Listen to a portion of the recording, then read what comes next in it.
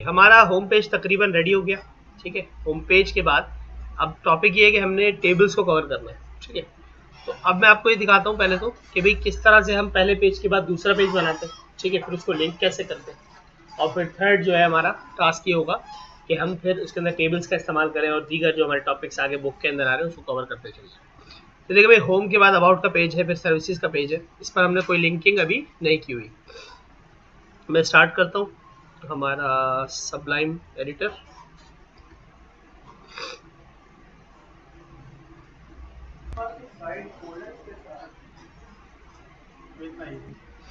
Alright, तो अब हम ये करते हैं कि हमारे पास जो पहला लिंक है, ये मेरा नेविगेशन बार है, होम का लिंक। तो होम पेज जो है मेरा, उसका नाम है index.html।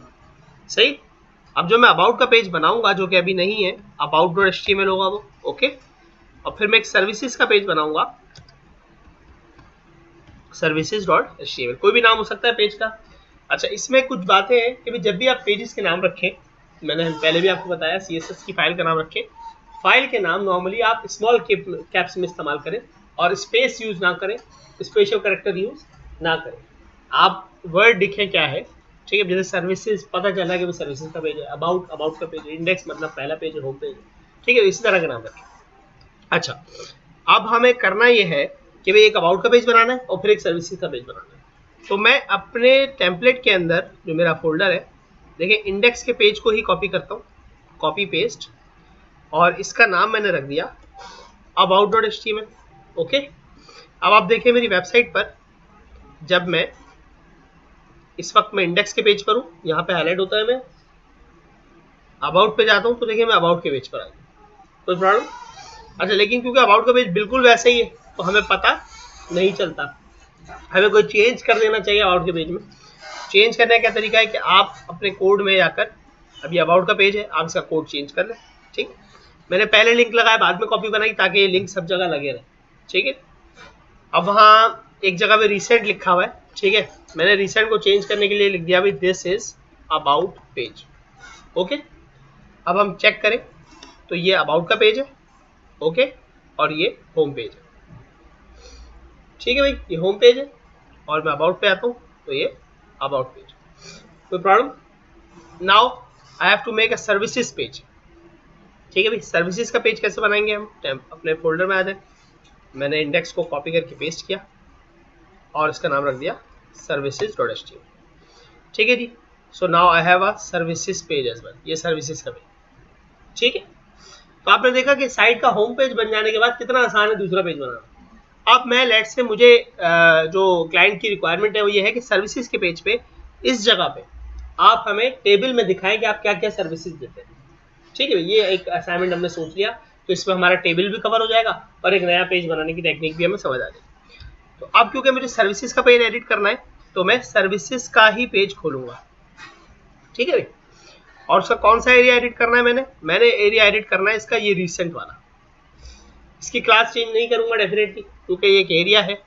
यहाँ पर रिसेंट की जगह मैंने लिख दिया भाई सर्विसेज, तो हेडिंग क्या आ गई हमारी? सर्विसेज की। ओके, अब हमें एक टेबल दिखाना है तो मैं यहाँ से इमेजेस यहाँ से खत्म कर दूँ। ओके, मैं सिर्फ उसी एरिया को एडिट कर रहा हूँ जो मेरी जरूरत है। कोई प्रॉब्लम? चलिए, यहाँ पर हमने एक टेबल बनाना है। आइए टेबल बनाना सीखते हैं। टेबल और टेबल का टैग पर। ठीक है, ये एक टेबल बन गया। इसका अपना कोई लेआउट इस वक्त नहीं है डेफिनेटली, क्योंकि टेबल के अंदर कुछ भी नहीं है। मैंने टेबल के अंदर कहा टेबल रॉ, TR का मतलब होता है टेबल रॉ। तो यूँ समझ लीजिए कि हमने इस तरह से रॉ ड्रॉ कर ली हॉरिजॉन्टल। ठीक है, अब इस रॉ के अंदर मुझे चाहिए एक टेबल डेटा जिसमें मैंने लिखा लेट्स सपोज सीरियल नंबर। क्या लिखा? तो आप यहाँ देखें, मुझे एक सीरियल नंबर का ये नजर आ रहा है। ठीक है, मैंने एक और टेबल डेटा लिया इसी रॉ के अंदर, मतलब इसी की लाइन के अंदर आएगा, और मैंने कहा भाई लेट्स सपोज सर्विस नेम।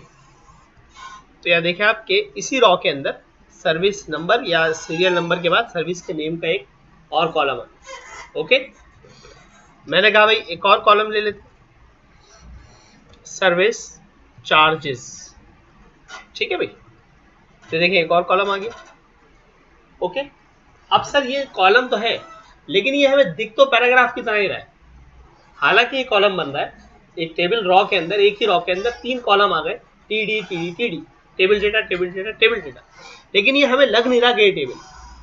हालांकि ये टेबल है, क्योंकि इसके बॉर्डर्स नहीं है इसलिए हमें नजर नहीं आ रहा। तो हम टेबल के टैग के अंदर एक एट्रीब्यूट होता है बॉर्डर का, उसको दे दें आप 1। 1 का मतलब है कि उसकी जो थिकनेस है वो 1 पिक्सल हो। बॉर्डर की जो थिकनेस है वो कितनी होगी? 1 पिक्सल। अब देखें, अब ये आपको बिल्कुल समझ आएगा कि ये टेबल है। ये देखें, समझ आया कि अब आपको नजर आ रहा है कि भाई ये एक टेबल है जिसमें बॉर्डर लगा दिया। बॉर्डर आप बढ़ा सकते हैं, आप बॉर्डर 7-6 तक ले आ सकते हैं। देखो कितना बड़ा हो जाएगा बॉर्डर, काफी मोटा सा 6 पिक्सल का बॉर्डर। ओके, अच्छा भाई हम इसको 1 रहने देते हैं फिलहाल।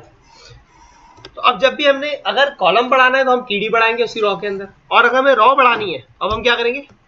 एक और टीआर लगाएंगे, ठीक है भाई, और उसके अंदर क्या लगाएंगे? टीडी। पहला टीडी लगाया मैंने कहा भाई 1, तो सीरियल नंबर क्या हो गया? 1।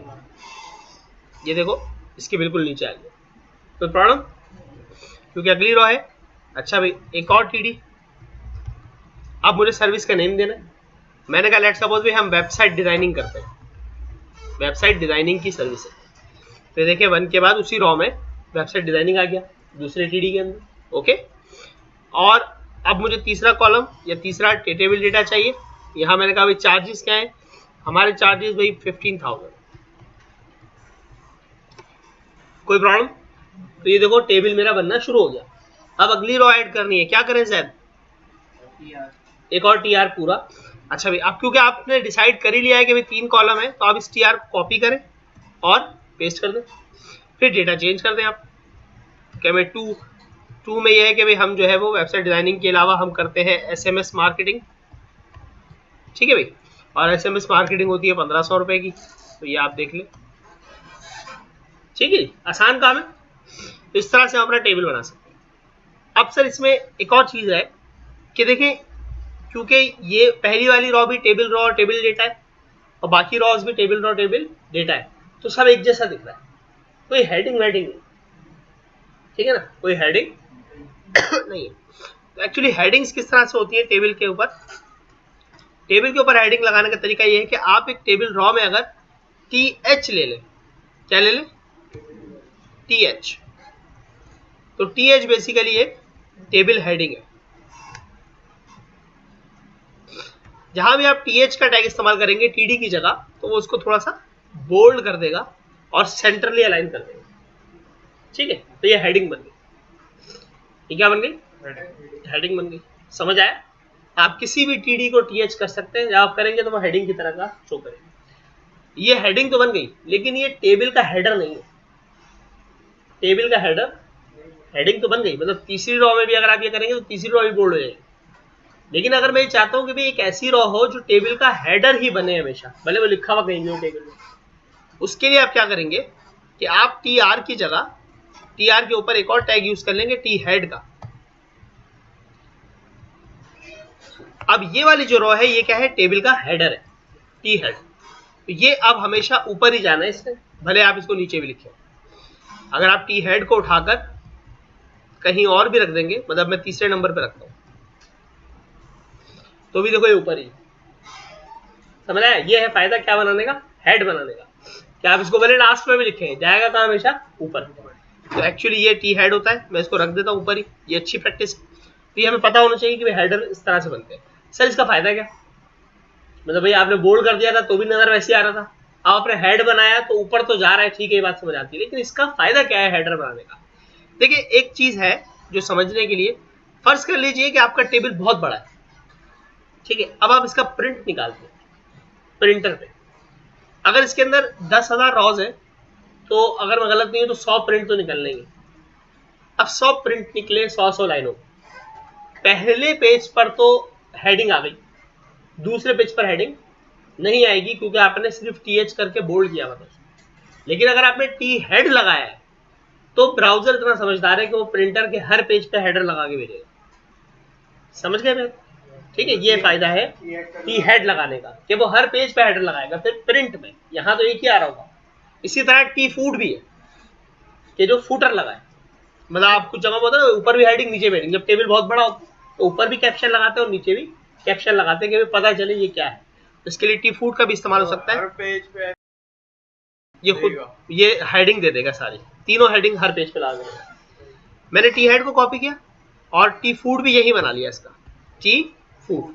सही, सेम ही होता है नॉर्मली क्योंकि हेडर फूटर सेम होना चाहिए, ठीक है।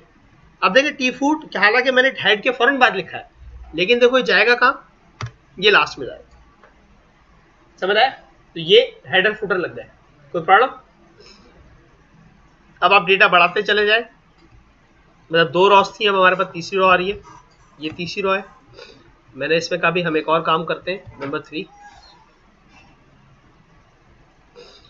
हम एक काम और करते हैं कि भाई हम जो है वो सॉफ्टवेयर भी बनाते हैं, सॉफ्टवेयर डिजाइन। और सॉफ्टवेयर डिजाइनिंग जो है वो तकरीबन 1.5 लाख रुपए की होती है, ठीक है। तो ये आ गया, ठीक है। तो ये हमारे पास एक अच्छा सा टेबल का लेआउट बनेगा।